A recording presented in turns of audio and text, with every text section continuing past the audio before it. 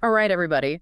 We're diving deep into the world of color psychology and branding with this lecture. Now, I'm sure some of you are thinking, color psychology, is this going to be a snooze fest? Oh, not at all. But trust me, this stuff is marketing gold. Pure marketing gold. We're going to unpack how color can actually influence what you buy, what brands you trust, heck, even how you feel about a certain product. You're right. It's way more than just making things look pretty. It's about tapping into emotions, perceptions, all those things that happen in our heads without even realizing it. Like a direct line to our subconscious, making us spend money without a second thought. Well, not quite, but you're definitely onto something with the whole subconscious thing.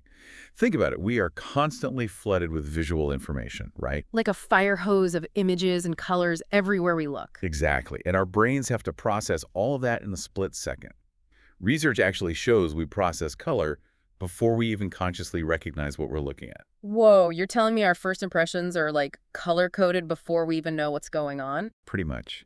And that split-second judgment can be the difference between you connecting with a brand or just tuning it out completely. Man, that makes this lecture even more interesting. It even said that almost 93% of people say visuals are the #1 thing they go by when buying something. It's true, and color is a huge part of that. Huge. And the really cool thing is it goes beyond just grabbing your attention. It taps into something way deeper, our emotions. Each color has these subconscious associations that can influence how we view a brand or product. Okay, so give me the cheat sheet. What does each color actually say? This lecture starts with red. And honestly, it makes total sense. Red just screams energy. Right. It absolutely does. It's all about excitement, passion, even a sense of urgency. That's why we see it splash everywhere during like every sale ever. Limited time offer, everything must go. Right. It's that don't miss out feeling. Red just gets you going. Exactly. Think about brands like Coca-Cola. That bright red is iconic. It instantly makes you think of excitement, good times, happy memories. It's not just a soda, it's a feeling. Exactly. And then we have blue, which is, well, almost the polar opposite of red on that emotional spectrum. Blue is calm, cool, collected. It's the color of trust, right? Absolutely. It gives you that sense of stability, reliability, trustworthiness. Think about how many banks and tech companies use blue in their branding. It's true. Hold on, I'm looking around my desk right now. My laptop, my banking app, even my water bottle, they all have blue logos. It's about building confidence. And that's crucial for those brands dealing with your money, your data, things where people need to feel secure. Makes total sense. Okay, what about yellow, though? I feel like yellow can be a bit hit or miss. It can. It's a bit of a wild card. Yellow is all about happiness, warmth, optimism. The sunshine in a color. Exactly. But too much of it can be overwhelming, even a little jarring. That's so true. It's like it can be cheerful, but too much, and it's just too much. Think about those generic warning signs. They're almost always yellow and black. A little yellow catches your eye, but overdo it, and it's sensory overload. Oh, that's a good point. Even McDonald's, with those iconic golden arches, they use yellow strategically. Absolutely. It's a pop of happiness, but it doesn't overwhelm the whole brand. It's a balancing act. Now let's talk about green. It's everywhere these days. Green is having a moment, and I get it. It's the color of nature, health, sustainability. It just feels good. And these days, consumers are really drawn to brands that share those values. Brands like Whole Foods, John Deere, they've really tapped into that. It's like wearing your values on your sleeve, or in this case, on your logo. Right. We care about the planet. You should too.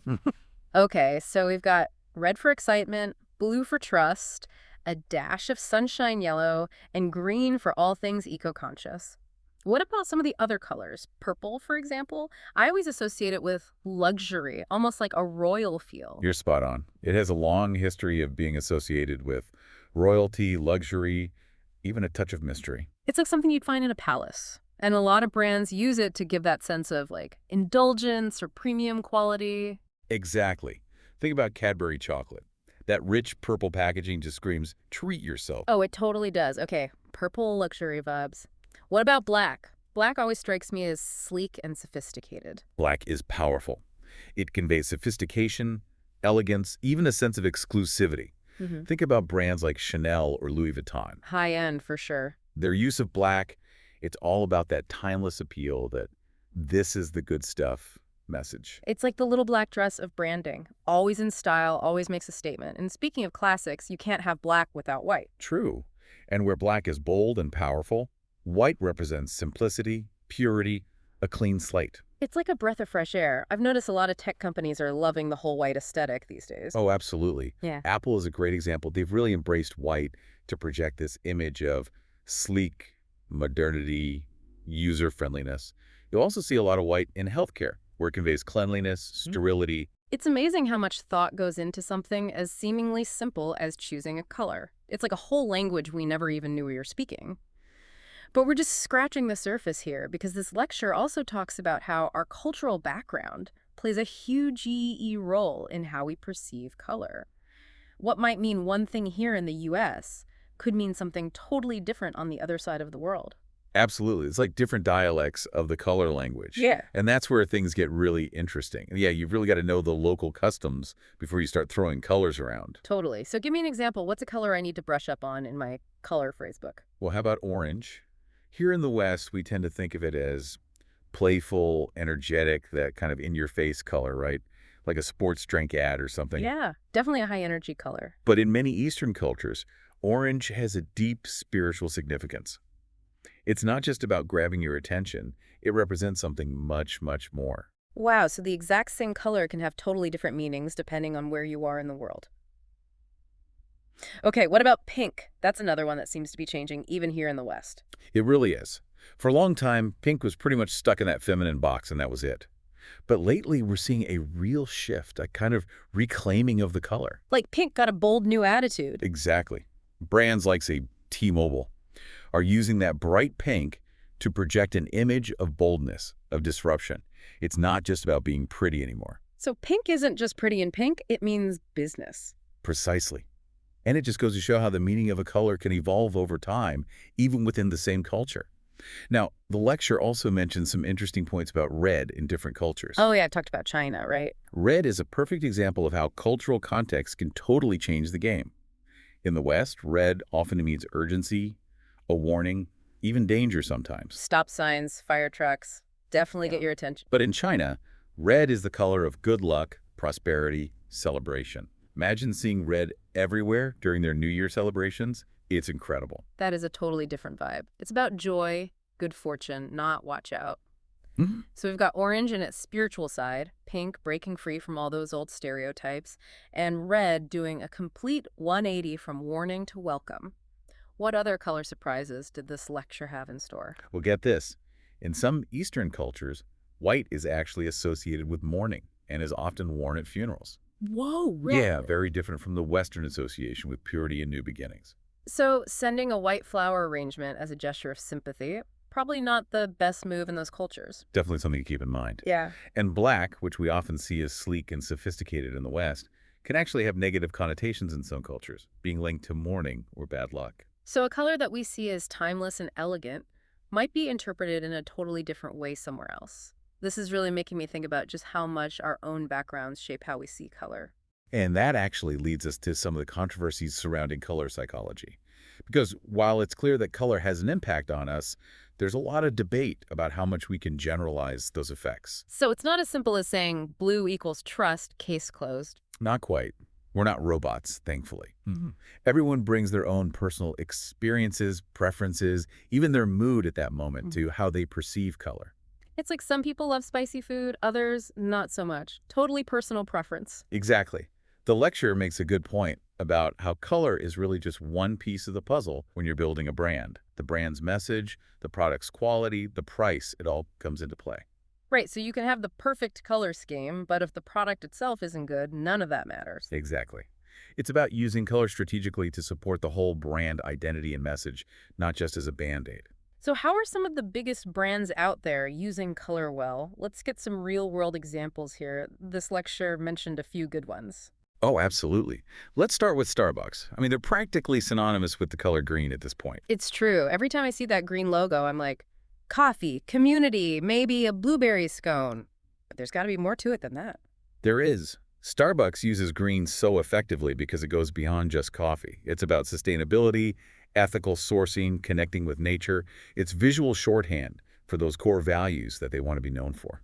So it's not just about what you're selling, it's about aligning with your customers' values. Exactly.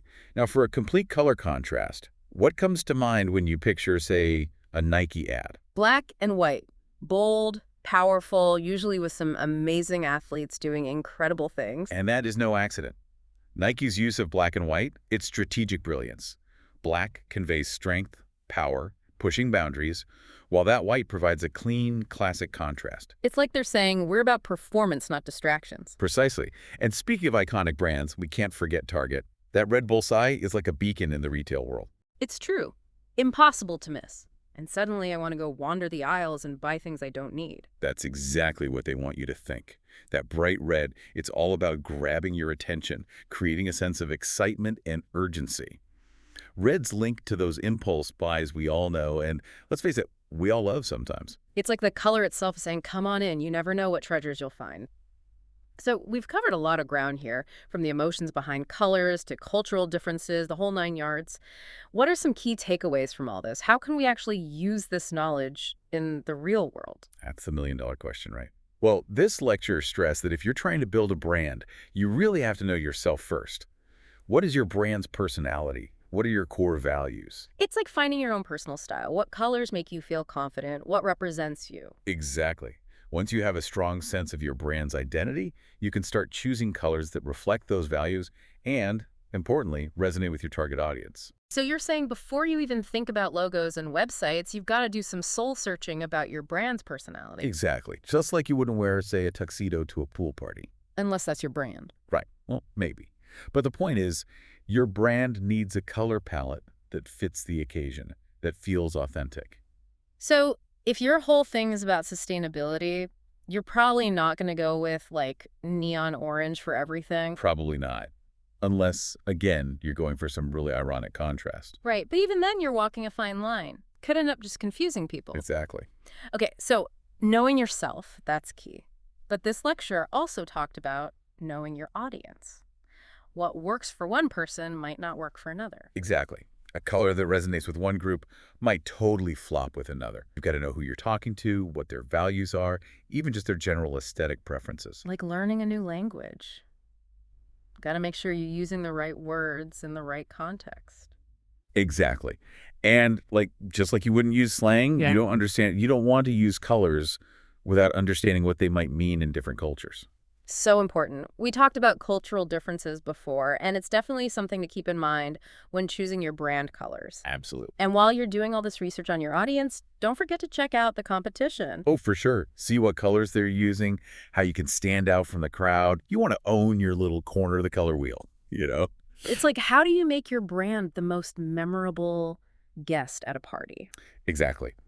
Now, once you've got a good sense of your brand, your audience, what your competitors are doing, don't be afraid to, play around a bit. Experiment. Yeah. This lecture talked about testing and iterating, seeing what works. You can track website clicks, social media engagement, all sorts of data to see how people are responding to your color choices. It's like a focus group for your color palette. You might be surprised at what you learn. Okay, so let's say you've done all your research, found the perfect colors. Now you've got to be consistent. Consistency is key. Think of it this way. When you see that Robin's Egg Blue box, you know instantly that's Tiffany's, right? Oh, 100%. You don't even need to see the logo. Right. That's what you want. That instant recognition. It builds trust over time. People know what to expect. It's visual shorthand, and it speaks volumes. So, as we wrap up this deep dive, what if we learned about the world of color psychology? I think the big takeaway here is that color is way more than just a visual element. It can be a really powerful tool for building a brand that connects with people on a deeper level. Totally. I'm never going to look at a logo or a product the same way again. Color is like this secret language we never even knew we were speaking. It really is. And the more we understand about color psychology, the more effectively we can use it to build brands that are not just visually appealing, but also, meaningful. This deep dive has definitely opened my eyes. So next time you're out in the world, take a look around. You might be surprised at the stories that colors are telling.